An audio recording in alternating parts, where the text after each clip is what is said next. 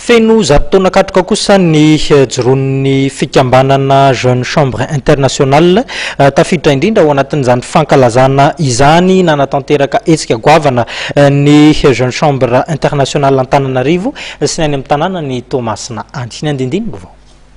Tsangam-bato no napetraky ny tanora mpikambana amin'ny JCI Antananarivo sy Tomasina ho mariky ny fanokafana ny fankalazana amin'ny faha-100 taona ny orenan'ny JCI maneran-tany.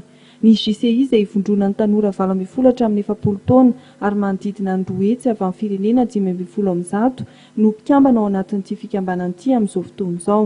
Androany 20 avril 2022 dia mivoreto izay membre ny JCI ato amin'ny zone centre izay hitambarany province de Tamatave Antananarivo izay misy 9 organisation locale membre anokatra amin'ny fomba ofisialy ny tsangam-bato izay nataony ireo CVLM ireo amin'ny fankalazana ny faha-100 taonan'ny JCI eran-tany. Antsiranana no handray ny zaikaben'ny mpikambana JCI amin'ity taon'ity, zaikabe izay ho toto-saina amin'ny faran'ny volana septambra ary hitoy fiandohan'ny volana oktobra. Miasa ho an'ny mpiarabelona ny JCI ary ny hitondrana fivoarana ho an'ny tsirairay ny fototry ny ezaka sy ny asa tanterahany.